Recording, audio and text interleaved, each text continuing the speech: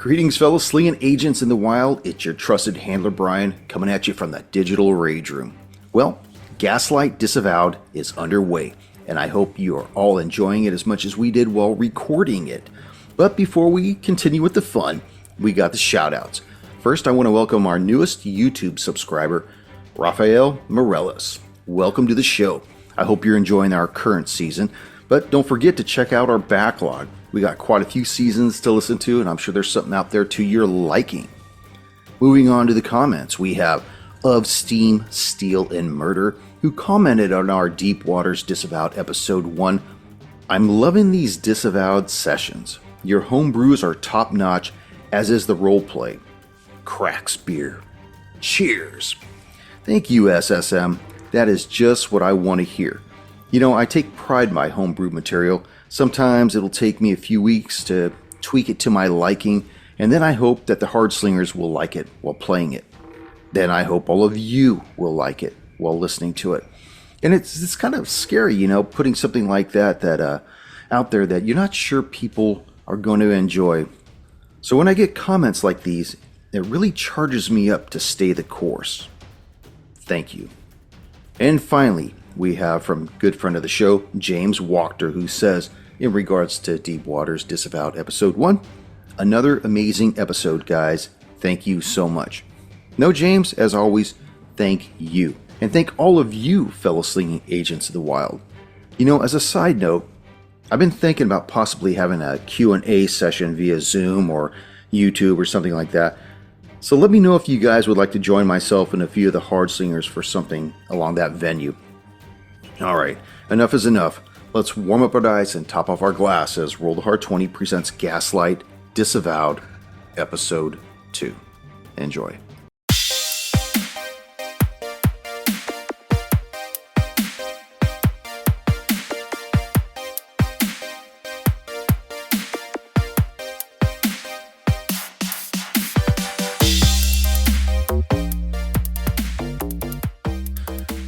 Well, you guys are firmly back in Delta Green as of now. Laissez les bon temps rouler. Let the good times roll. Yeah. Je te riais. That's all I know. Throw you in the back. All right, bye, you boys. Let's read us in and get ready. Greetings, fellow slinging agents in the wild. Welcome back to Roll Hard 20. It is I, your trusted handler, Brian, and with me, my hard slingers of yore. Babouche. Yeah. So, last episode, you guys were requisitioned by Heisenberg to go to New Orleans, where they have this epidemic of tourists that are suddenly missing their heads and upper shoulders. He believes that it's an old, friendly turned agent of the agency, one Randall Schaefer, who absconded with several sensitive artifacts and rituals, as well as personnel files of Heisenberg, both of you, and other agency employees. You've been tasked with getting all those items back and dealing with Randall Schaefer. Currently, right now, you are standing street side in front of the 5th murdered victim, talking with Lieutenant Davenport, trying to get some more information. Polly, you had just witnessed what the body looks like. Each, you're over talking with a few of the officers that are trying to corral the rest of the people away. We'll pick up with each right now. Okay. Who are these officers here that I see? I'll introduce myself. Well, one of them is Officer Bennings, Okay. the individual who picked you up from the airport. And the other one is just another officer. Okay.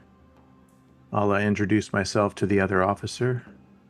Hello, officer. I'm Agent Okami. I just did this, listeners, so he has to pick a new name. I just wanted to say thanks for having us here. Officer Bennings, good to see you. How can I help out? Well, shouldn't we be asking you what to do?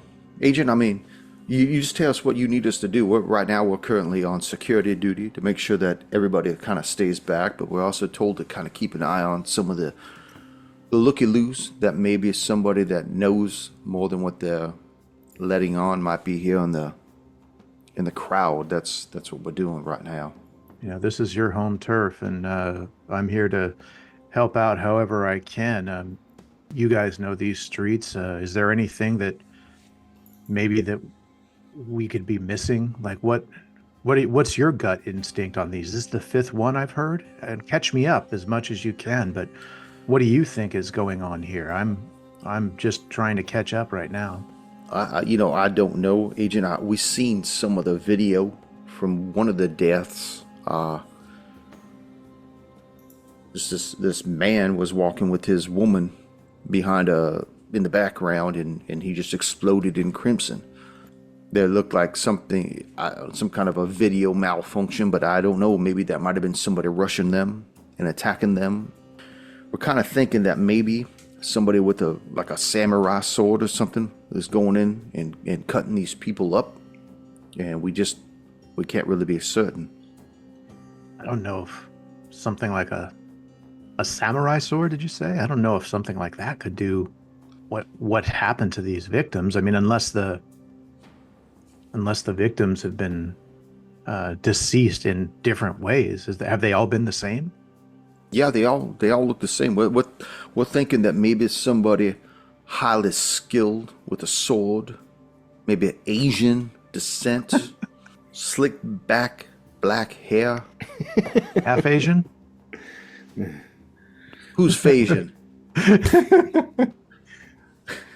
What about the knowledge to the public? Does the public know about any of this, or are you keeping this under wraps? Do you believe this could be the work of a serial killer? I mean, I don't want to start imposing ideas or things like that until I've seen everything. So I'd really love to get information from the people who have seen it, and I can maybe help put together some sort of case study. Well, because right now we're a little bit at a loss. We're just kind of saying that they're all unrelated currently, and that All maybe some tourists, drunk individuals are causing all these deaths. I mean, every year around this time of year, we always have people dying and getting killed, getting hit by cars, getting shot, stabbed, mugged. So we're able to write off quite a bit as long as the general populace doesn't know the specifics of how these people died. That's the biggest thing. Yeah, and I've heard they're all tourists. Yes, that's true. From out of state or local tourists, like coming in to enjoy, like someone would come in to enjoy Los Angeles or San Francisco who lives in California. I don't think any of the locals would be found here on Bourbon Street. The locals really don't do that. That's more of a out of town kind of thing, but I don't know the specifics of where everybody is from. But they are from out of town, you think, right? Yes. It's hard enough to keep our own citizens safe, let alone crazy tourists doing dumb things. Well, get a little bit of booze in somebody, who knows what they're going to do. They tend to act up a little bit. They're around their buddies and stuff. But the thing is that most of these people, they're with their families. These aren't drunk bums wandering around the streets with big old drinking funnels and whatnot. These are just people, and most of them happened during the daylight hours. So, And each of these happened with someone else with them? Did this killing happen with someone else? I believe I saw someone sitting down, feeling a bit shocked. Do I still see them, Handler? yeah, that would be the husband is sitting off to the side. He's got another officer consoling them. And as this is going on, you see the medical examiner wagon show up and start putting the body on a stretcher and moving it towards the van. Agent Adesso, you see this as well as Lieutenant Davenport kind of moves you out of the way so that could occur without any impedance. Fair enough. Before I leave, Bennings, Officer Bennings, has anyone had a chance to talk to the husband of the deceased yet? I know the lieutenant had spoke to him briefly, but I imagine they're going to take his statement down at the station. Did you feel like you wanted to talk with him? I'd love to just... I don't know how anyone could be going through this and not be broken to the core, but if possible, I'd love to go speak to do you have his name, the husband? I believe his name is Dan Whalen. Dan Whalen, okay. Well, if you'll excuse me for a moment, I want to go see if I can offer any services to Mr. Whalen. Sure, please. Okay. Odesso, Yep. the lieutenant finishes up with you, finishes showing you the body, covers the body back up. You see the medical examiner arrive, the body on a stretcher, take it to the van. Just before it leaves, I'd like to take a look at the collar of the dress to see if there's anything, any residue, any fibers, anything at all that would give me a hint. Like if it was a shoe, would there be edges where the material would be frayed? Pieces, anything caught in there? Just take a good look without going too detailed. As they're loading the body into the van, you run over and you stop the assistant. He's like, can I help you, Agent? I don't, what are we doing out here on the street? Just want to take a look at the body first before you put it in. I want to see if there's any residuals in the clothing. Yeah. So I'll just pull it Try back. to be sensitive, though. I think the husband's right over there. So. Yeah, I don't want him to see. Actually, how about we load it up and I'll take a real quick look before you go. That'd be great. Yeah, thank you. He loads the body, gurney and all, into the back of the van and lets you go in there. The lieutenant waits outside of the van while you do what you're doing. Go ahead and make a... What's that? I was going to borrow some blue gloves from those guys. Okay, So yeah, you see that like you there's know gloves.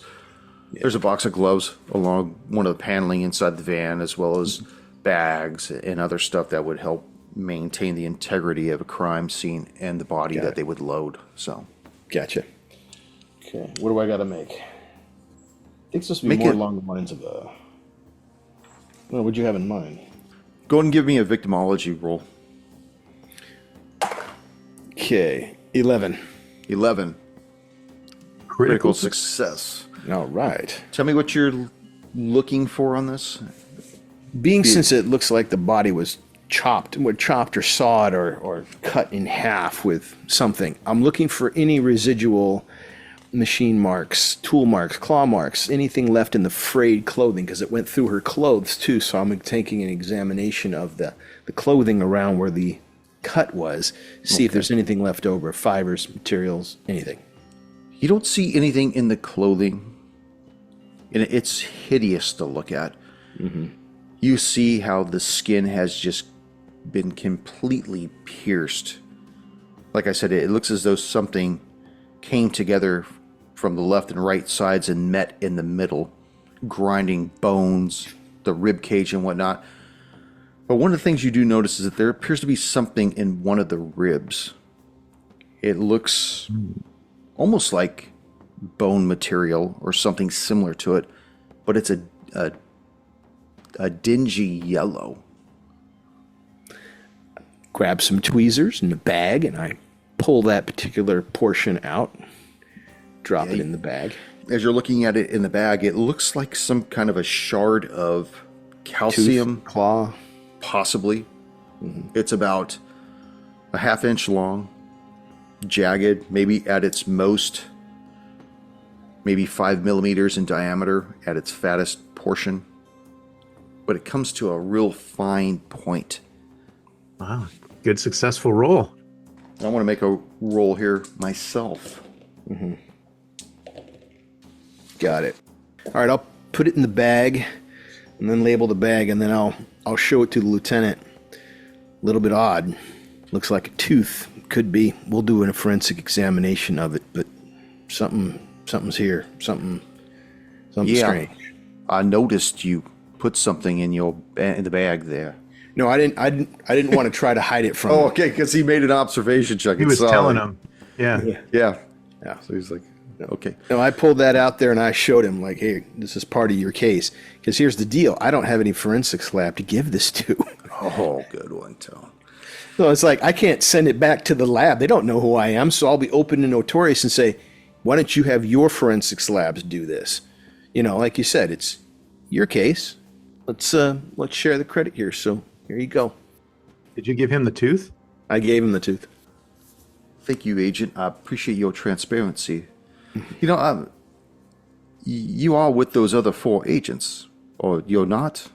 No, they're from the Quantico office. We're from another division out in Los Angeles. But yeah, we're with them, but not necessarily reporting to the same chain of command. Yeah, you're handling things a little different than they did. They were very strong-armed, which is probably why I was so short with you and your partner over there.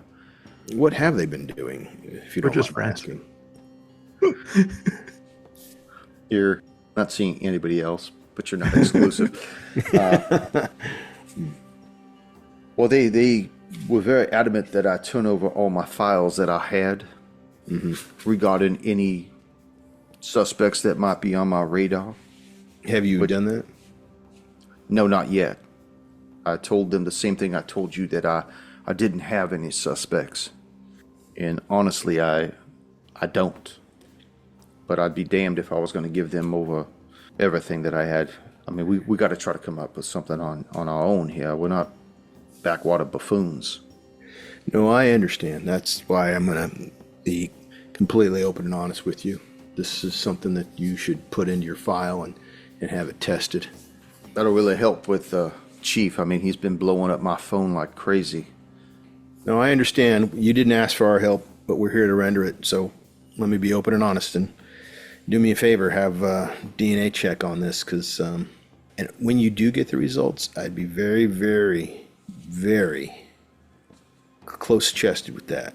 Very confidential, because if my suspicions are true, you're not going to get a result that you've ever seen before. And the fewer people that know about it, the better for everyone involved. I don't know what that means, Agent. That means don't let anybody else see the results other than you and then me. That's not what it. I mean. I mean, what do you mean by I've never seen something like this before? That makes no sense. Again, when we have more time, I'll be happy to read you in. You believe in ghosts? Yeah, I want to, again, I'm not over there with him. This guy is not like a dude who's on the inside with us. No, he's not. But here's my issue. One of the things of our mission is to get all the stuff that's the result of the bodies and then destroy it. Well, since he hasn't given over the information to the FBI, all the information's in one place. It's with him and his people. And when we're done, he's going to take this and he's going to put it with the rest of the information. Then when we're ready to destroy that, we'll ask for it under the FBI auspices. And if I can build a better relationship with him, he'll probably give it to me rather than those other 4 agents. And then we can destroy it at that time. That's my goal. If it doesn't go that way and the FBI gets it, then we'll ask Heisenberg saying, look, all the results, files, and materials were turned over to the FBI at Quantico, and he's going to have to use one of his own inside people to get that and destroy it. Okay. So you're over there talking, on your way to go talk to the grieving husband? Yeah, I'm Dan Whalen. Yes. You just see this middle-aged man, balding, heavy set, sitting on the curb, eyes just ringed with puffiness, red. A lot of red is not his own. In fact, it's whatever was left from his spouse. Right.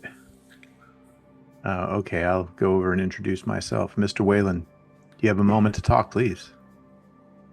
Yeah. What? Yes.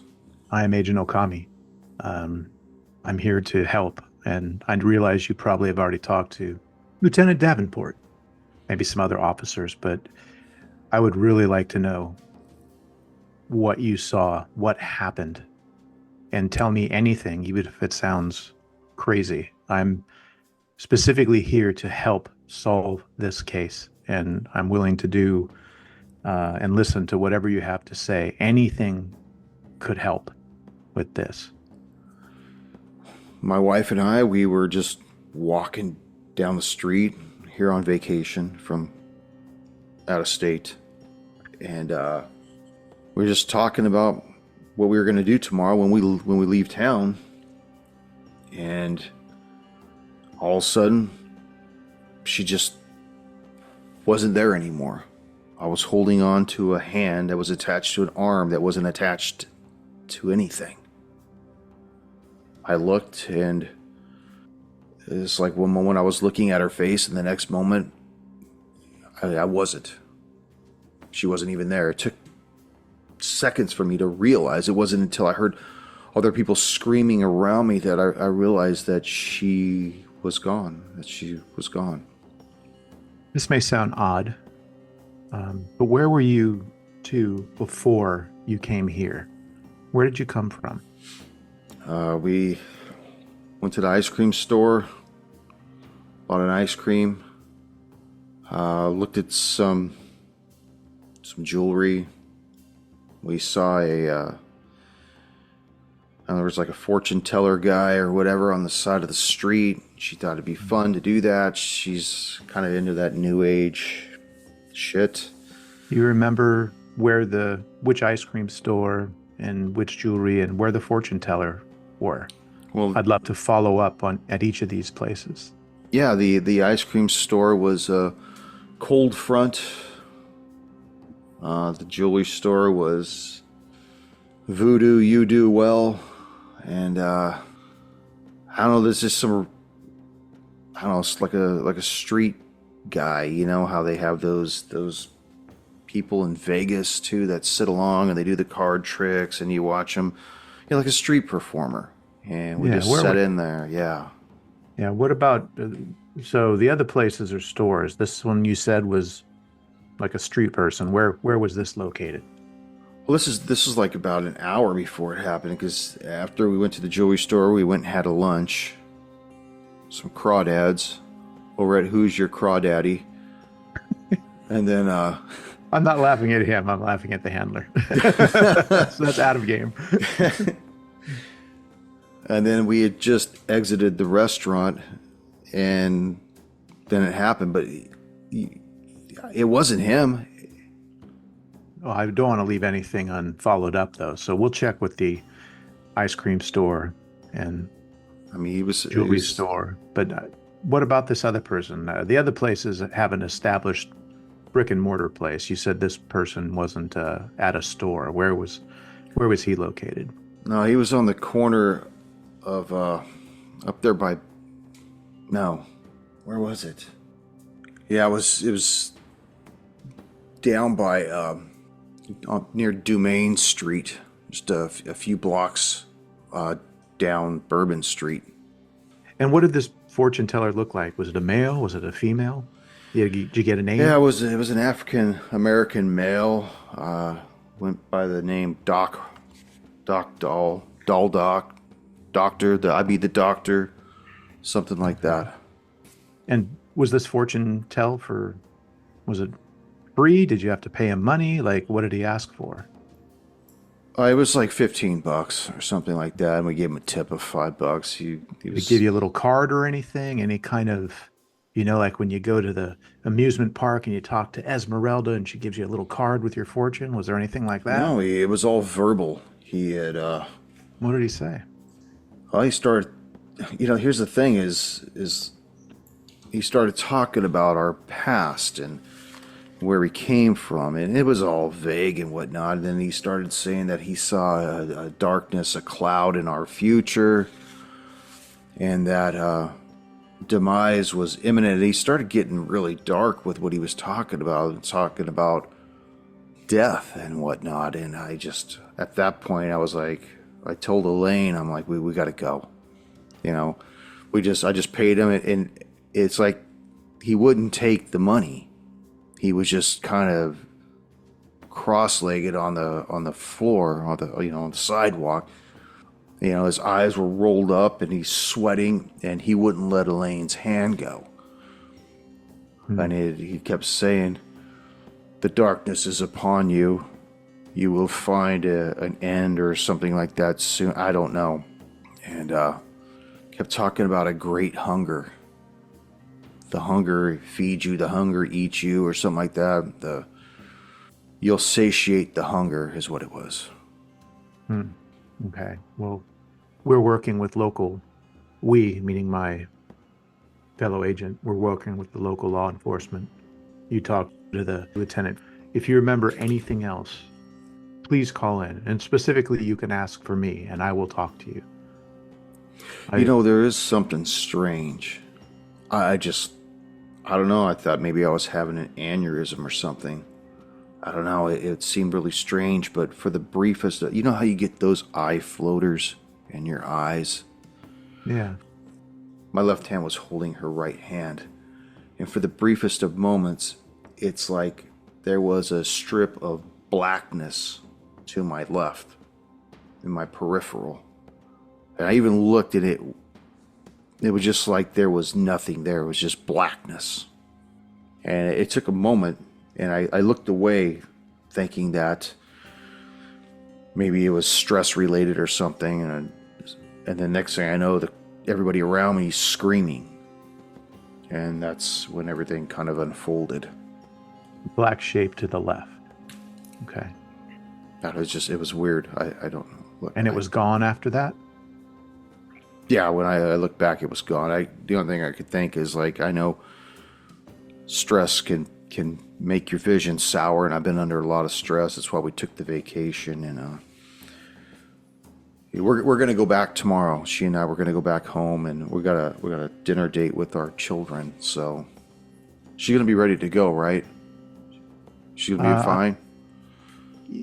I'll have to check with the medical people, but maybe you should wait right here, and I'll see if I can talk to anyone that can give me some information, and I'll be right back. Okay. Or one of my associates from the local law enforcement will help you out too. But if you can, just stay right here and maybe move to the shade, get a little bit of a break from the heat. Yeah, when you see Elaine, tell her I'll be here where she left me. I'll be waiting for her, okay? She can come pick me up and we'll go together. Thanks. Indeed. Okay, wait right here, Mr. Whalen. And each will move back to Adesso. You see Adesso hand Davenport this baggie. They close up the back of the van to the ME. Van takes off. Okay. So I got to speak with Mr. Whalen a bit.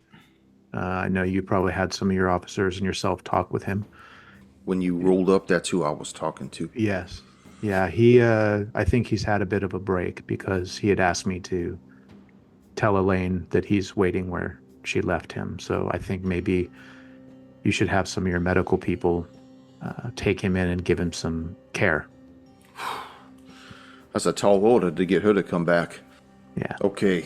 Yeah, I'll get some of my officers to send him over to medical, see if we could get something going on. Well, agents, we're about done here on the sidewalk. I'm going to start heading back to the department. You should probably check in with Dr. Broussard. He's the medical examiner. He could probably fill you in on anything else that I haven't been able to. How are you set for wheels? We're going to have to borrow TEA agent's charger or Camaro again. We actually don't have any way to get around. So if there's potentially a car that we could borrow, or maybe you could direct us to a rental. Yeah, I'll tell you what, why don't you just take my squad car? I'll get a ride with Jimmy, the officer that brought you in. Hey, Jimmy, I'm going to have you remain here with me a while. The agents are going to take my car. You're my ride home, so don't leave without me. Sure thing, LT. Real quick, too, do we happen to have a time that this happened? Like, how long has this been a crime scene? I can tell you that right now. Okay.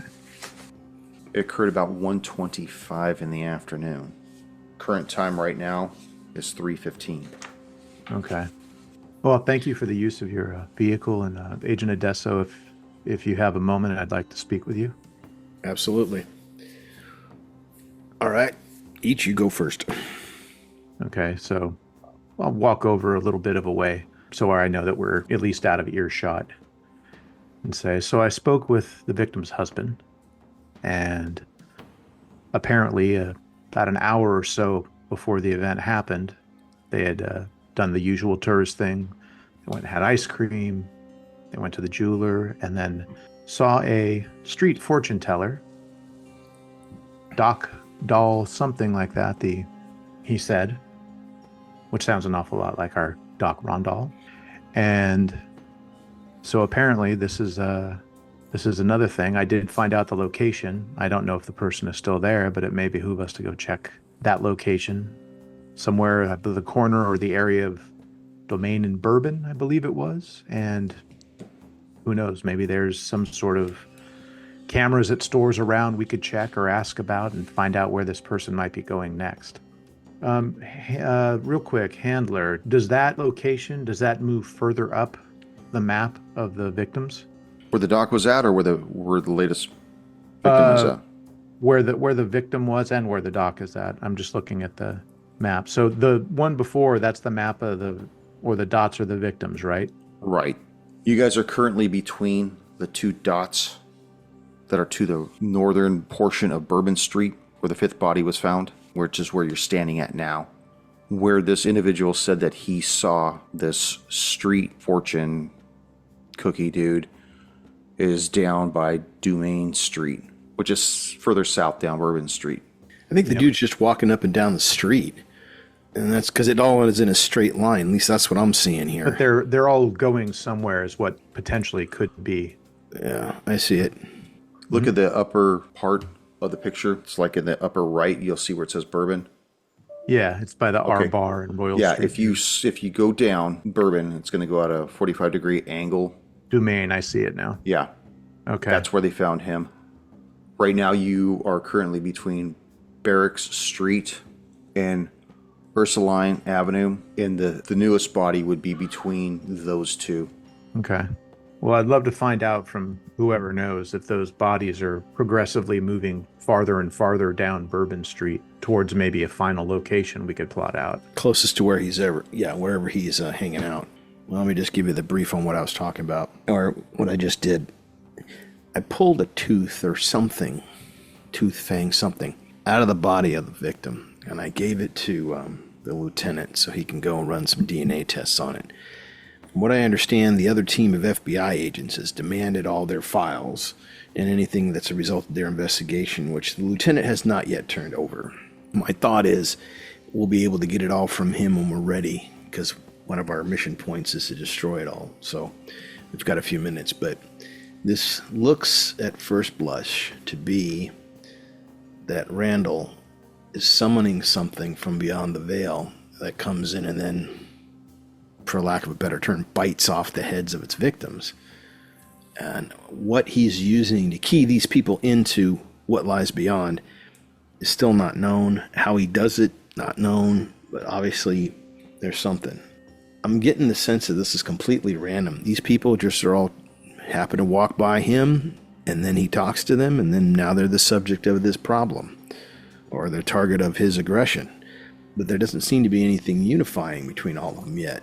We really maybe need to we go to the medical examiners and find all the case information and see if these random people have something linking to them.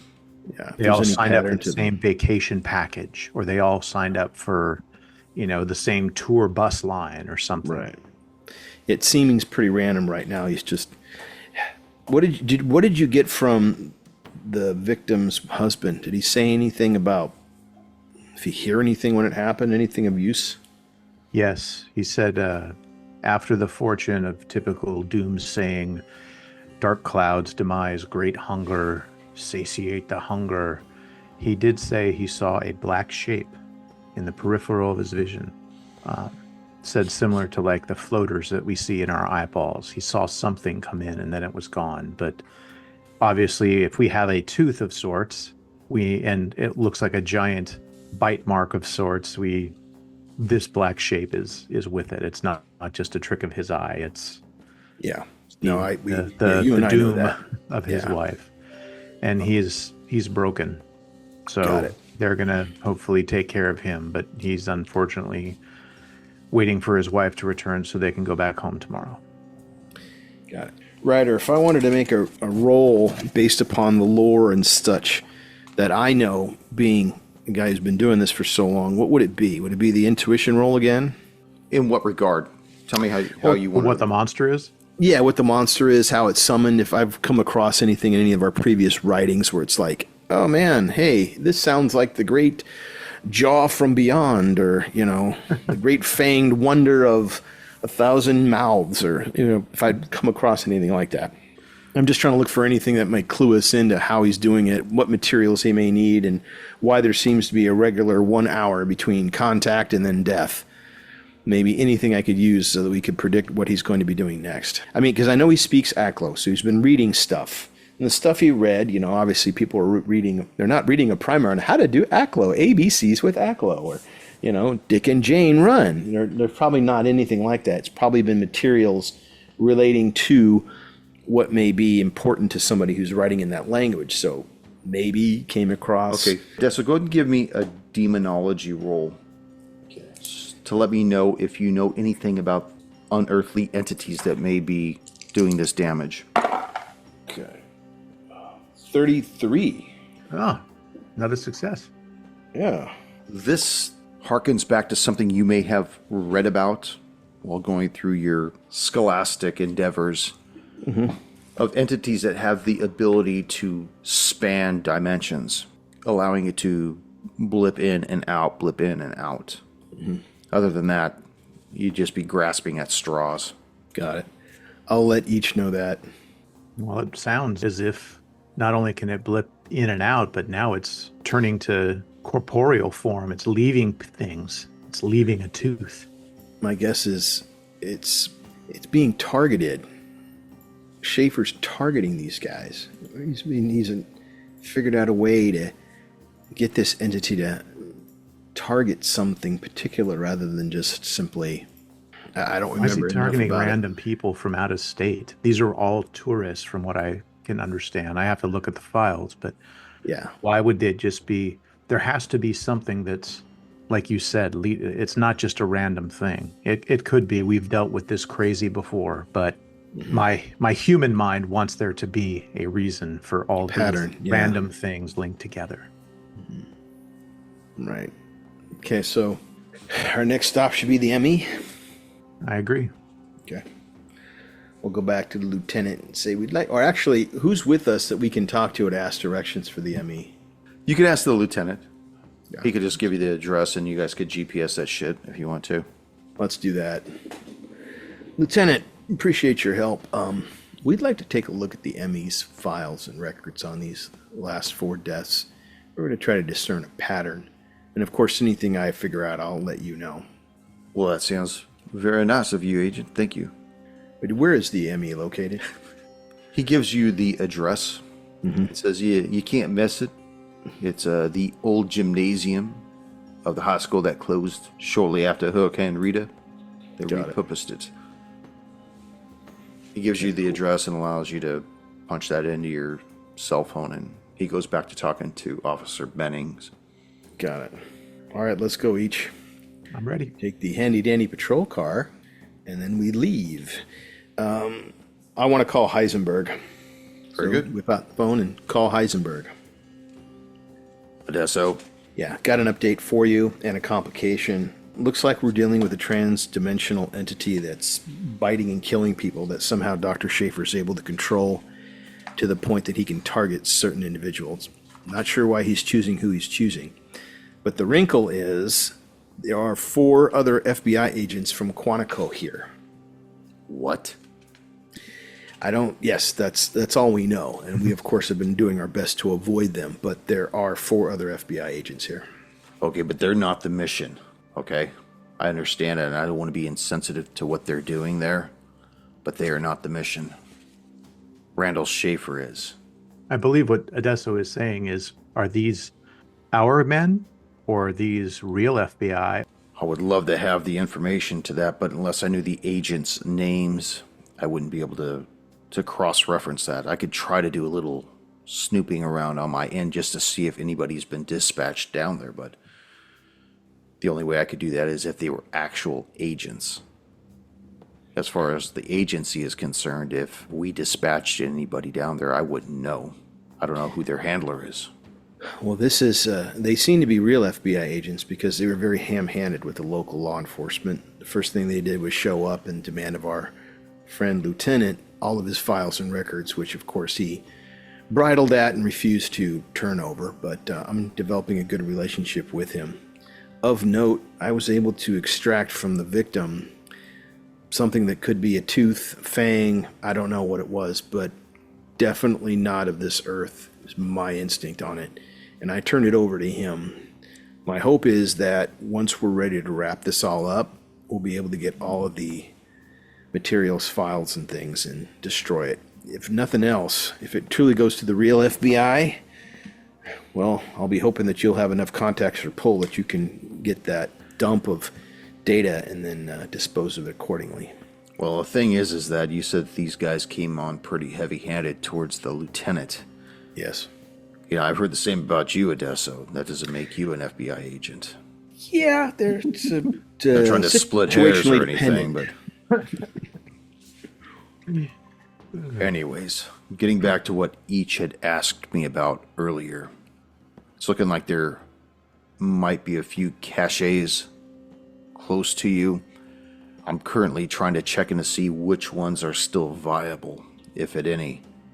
After the last hurricane that went through there, they're either wiped out or inaccessible. So, give me a call back in about 30 minutes or so, and I might have some information for you. Will do. We're on our way to the ME's office right now, so our purpose is to determine who the victims were and try to discern a pattern. As long as the pattern gets you downrange to Schaefer, that's all that matters. Honestly, I'm sorry for the victims out there, but they're not our priority. I hate to say it. I hate to be the one. We're just trying to keep the tide at bay as best as we can. You getting soft on me, Chief? Gotta love what you do. Out. Understood. So you punch in the address to the ME. You realize it's probably about 20 minutes away. As I specified before, the ME office is located in the gymnasium of an old high school that was closed after Hurricane Rita, which took place on September 24th of 2005. And although it's been sanitized and cleaned up, the school had long since closed down. Being available, the building was soon converted into the local medical examiner's office, as well as housing for other functions, such as the local DMV, local records, permits, and such. There's even a satellite office for the local town rag, the Orleans Strip. Basically a junk magazine that most likely makes up the stories it prints or over-embellishes the ones they receive. It doesn't take long for you to find the office of the medical examiner. It says that Dr. Levin Broussard is the acting medical examiner. Gotcha. All right, so then we will talk to Dr. Broussard, show our credentials, and try to be as nice and as accommodating as possible. Dr. Broussard, I'm Agent Adesso. This is Agent Okami. We're from the FBI. We're from the Los Angeles branch. If you have any contact with any agents from the Quantico branch, please grant us priority. We're more specialized than they are. It's a big operation. Bottom line is, these particular, I don't know what else to call them, but unnatural deaths have attracted the attention of, people involved with national security. So would it be possible to take a look at your files on these particular individuals, the last 4 deaths? And there's a 5th one coming in. He runs his hand through his comb-over hair. He's just this robust-looking dude. And he says, I'm sorry I didn't get that. Could you repeat that? Like the files. Just kidding, Agent. You had me. You say that you're from a different field office than the other agents that were here about 20 minutes ago? That is correct. Okay, so who did you speak with of those offices? Do you have any names? I think it's an office Agent Blue, I think. He scratches his head. Was it Agent Fuchs or Agent Windows? No, it Agent wasn't. Copper? I think his name was Agent Blue, I think. Some weird color, I don't know. It's the weirdest shit I've ever heard. Make an observation check as you're talking with him. Oh boy. Is that for both of us? Yeah, you can both make it. Well, okay. Got And because you're law enforcement, add 20%. I'm not law enforcement. 17. 17. You smell the strong fumes of bourbon coming off this man's breath every time he talks. And he's just, What can I do for you? What do you want me to do for you? Okay. Did you give them the files, those previous FBI agents? Oh, no. They wanted to see the bodies. They wanted to see the files. They wanted to make sure that the files were secure and where I kept them. But other than that, after the inspection of the bodies and going over it and everything, they said they got what they needed and they left. Did they sign in any visitor logs? No, they didn't. Did they leave you a card? No, they showed me their badges. They told me who they were, and that was that. How did they react when they saw these bodies? I mean, for someone as seasoned as you are, I'm sure it wasn't too much of a shock, but for maybe someone who's not used to dealing with these sort of things, I assume it could be quite traumatic. They seemed to take it in stride. It didn't seem to bother them at all. Which is kind of strange. You see something like that, and I don't know. I would think that they would have been a little more taken aback. It's kind of funny. As a professional myself, I love to see the look on people's faces when they see the bodies the first time. It always gets me. Just makes me giddy. Just seeing how much they hold themselves together, but they all seem to pull through like troopers, man. You think they've seen carnage every day?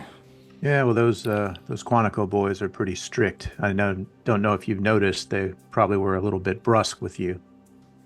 Yeah, they were very direct, especially the main one with the chiseled jaw. I mean, this guy. Agent Blue. Yes, Blue. Yeah, Blue. Did they take anything with them after examining the bodies? No, they didn't. And the other body hadn't arrived. The fifth victim hadn't shown up yet, so I told them that another body was coming. And did they want to stay? And they said no, they'll be back. Did they say when? No, they didn't. I didn't. These guys didn't look like they answered any questions. They asked. I don't even think they asked questions. They just told you the way things were going to be. Yeah. Usually Agent Blue is, the Quantico boys are a bit more direct. What did he say if I'm trying to be polite here? Did he take offense at the smell of liquor on your breath? Did he just assume that's part of the struggle with the... It's not bad, but as someone who indulges myself, I happen to notice it, and I know that some of those boys are a bit Boy Scout when it comes to this sort of thing. I don't drink before I'm on shift. I only drink during my breaks. And those union rules, man. 2 breaks every 4 hours. What's a lunch? No, he didn't seem to mention it at all. I ask if you please don't either. I'd hate to see my tenure of 8 years go down the drain. You know what I mean? Well, as a fellow who likes the occasional, spine stiffener, I should say, maybe do a little rinse or something so it doesn't get out. I would hate for that to happen. But us LA, we're at the LA branch. We're a little bit more lax on that sort of thing. But I'd hate for that to get back to any of your superiors if Agent Blue mentioned something like that. I appreciate it. Thank you, agents. I mean, for the most part, my patients here don't object. Get it? Anyways, no, sorry. That's clever. Can we see the bodies, starting with the first? Sure, you bet. He walks over to one of the freezers, opens the door, pulls it out, and he looks at the two of you with kind of like a anticipation. Now, we know we're going to see some nasty shit, and since Odessa's already seen it, what can we do to prepare, give ourselves a bonus on our sanity check? Do I have to make another sanity check because I've already seen You won't this? have to, but Okay. each does.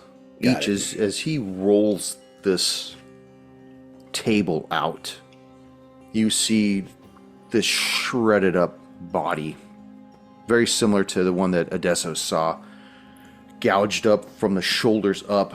Both of the arms had just been placed beside the corpse itself. I mean, they're obviously not attached. You see it's deep. You could see inside the chest cavity. Both upper lungs have been severely shredded up and missing. You see part of the spine, and that's basically everything. Go ahead and make a sanity check for me. Are all the victims female? No. Okay. So this one is. This one's male. This one's male. Got it. You said you wanted to see the first one. Yes. Yes. Rolled a Thought you 42 said- under 50. 42 under 50. You still take 1 point of sanity. Odessa would like to make another inspection of the area, especially in the rib cage, seeing if he finds another thing. Go ahead and make an observation check. 33. 33. As you look at this first body, you see deep gouges in the skin. Looks like they were made by some kind of a razor sharp instrument. But the entry points look rougher, like they were punctured by a non-surgical instrument. And as you start examining this, scrutinizing it for something similar to what you saw on the victim back out there on Bourbon Street, you do notice a sharp stick-like thing in the sternum. It looks almost identical to the one you pulled out of the other body. This dingy yellow piece of calcified object. Gotcha. All right. I'll ask our friendly ME over here for a bag and a pair of tweezers, as well as some gloves. As you ask him that, the smile on his face fades. He's like, Did you find something? What'd you see? What do you see? I'll point to it right there. That's not a natural artifact of the body. He snaps on the latex, reaches in, and he's trying to pull this thing out, and it's deep in the bone. He reaches over, grabs some forceps, starts wiggling this thing back and forth till it pops out. And you see it looks like a triangle. More of a tooth than a It's about fang. 2 inches long, Holy shit. but the width of it is only about 3/4 of an inch. It's like your penis, Odessa. Actually, it's wider than that, but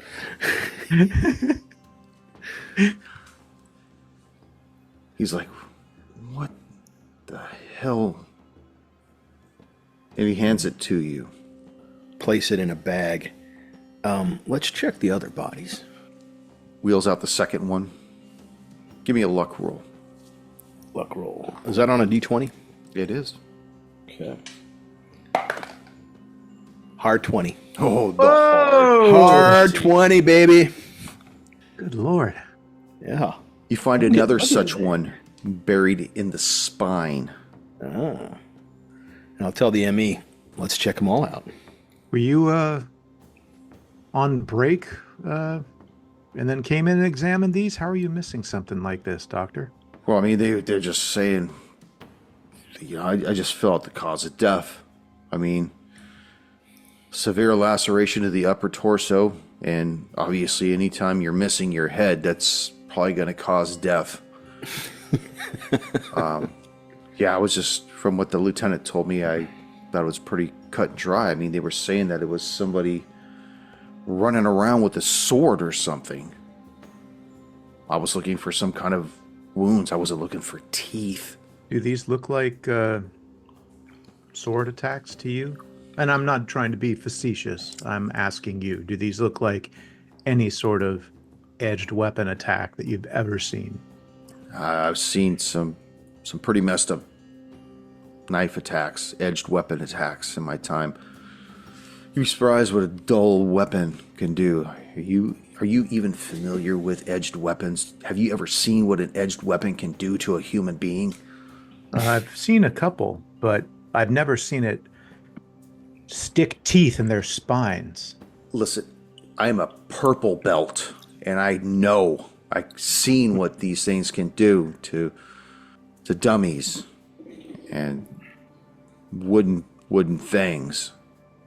When do you get They're your dangerous. purple belt with a stripe? Is that your next test? And how many boards do you have to break? I don't know what has to Three do with boards. It's but I have to pay Agent for it. Okami, we really should take a look at the third and fourth bodies. Also, do you have any coffee? I'll go get the coffee. All right, well, I'll open up the. Show me where the third and fourth bodies are before you go, Doctor. They're in the freezers, right to the right. There's 3 and 4, respectively. Got it. I'll Find open any up number vodka 3. chilling in there? Yeah. Pull the third body out. Give me another luck roll. Okay. 10. You don't find anything in that one. Okay. Go over Fourth to body. body number 4. Another luck roll. Yes. 14. 14. Nah, nothing in that one either. Okay. What was the Well, other that's roll? pretty What was your pass roll? Was the hard 20? Okay. Yeah. Yeah. The very first one was a hard 20. So we've got 3 teeth from 5 bodies. And I'm sure that that doesn't mean that there aren't other teeth in the other ones. You just didn't in see your 'em. quick examination, couldn't find them. Right. The Emmy comes back with 3 cups of coffee. Hand one to you, Odesso, one to you each. And he takes a drink of his. Switches. Okay. Sorry, this is yours. I was going to say, I'm on the job, you know. I don't want to have anything in my coffee other than hot liquid. Well, when you Nothing go on sour. break, you could always come back here. We'll celebrate your break. Did you guys find everything you're looking for? Yes, we did. We could do a cursory inspection. Found we could. I suppose when you have more time, you could take a much closer look. Maybe you'll find something else. But these 2 will do for us for now. Can we look at the patient's files as well, please? I'd love to see if there's any sort of thing linking them together, because to me, it appears that they're all just random people who had this unfortunate thing happen. Sure. Come on back here. I have it in my office back here. And he goes back to his desk. He unlocks the cabinet, and as he puts the key in, I could have swore I locked this. He opens it up. He starts going through. He's like, I'm going to have to get back to you guys with that information. Is it because the files are missing? Maybe they were taken when you were on one of your breaks? I don't know. Odessa whispers in each ear, dude, you're taking my lines here. You're the one who talked about the coffee. Well, you guys could finish up those lines and decide who gets which one next episode. No. We're just drinking. We're not doing lines. Yeah. We're not doing mine. It's almost break, though.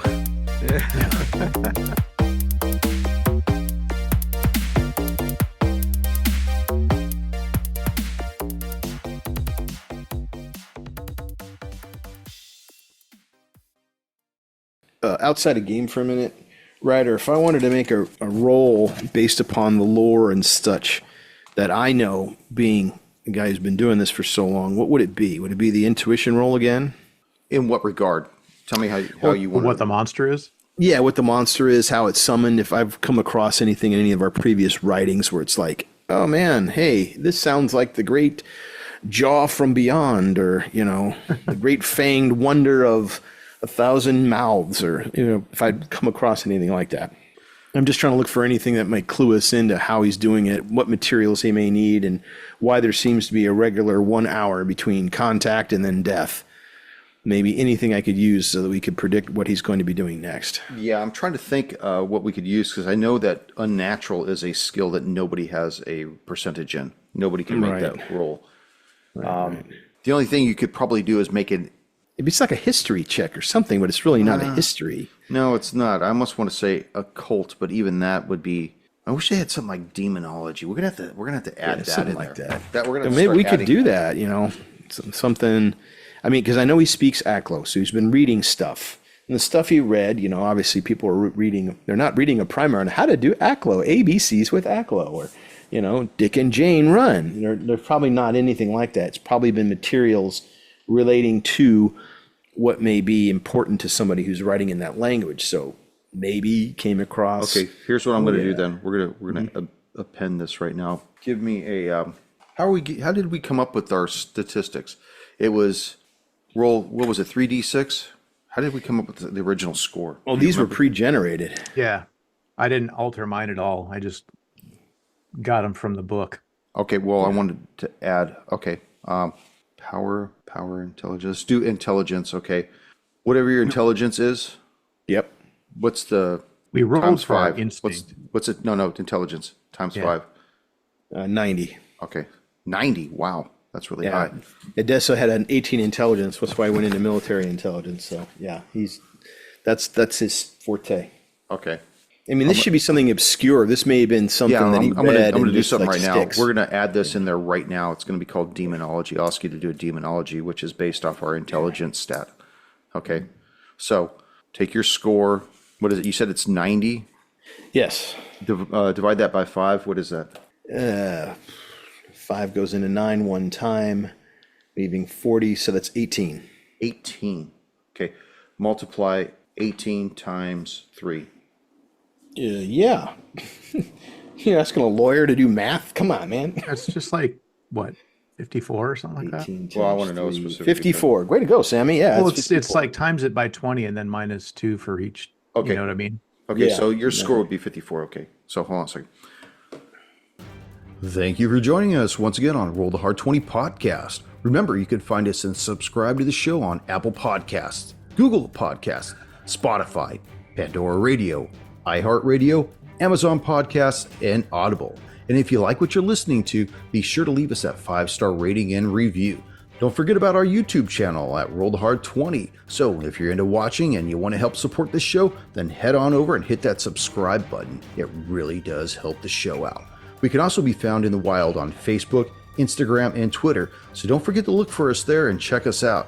You can also contact the show directly at rollthehard20podcast@gmail.com or head on over to the website at rollthehard20podcast.com, where you can download the current show directly, pick and choose past shows from our archives, or view our galleries. We've got a lot of stuff posted over there, so check us out. And finally, join us on our Patreon at patreon.com/rollthehard20podcast, where you can become a hard slinger and pick up swag. So until next time, keep your dice warm and your glass topped off as you roll those hard 20s.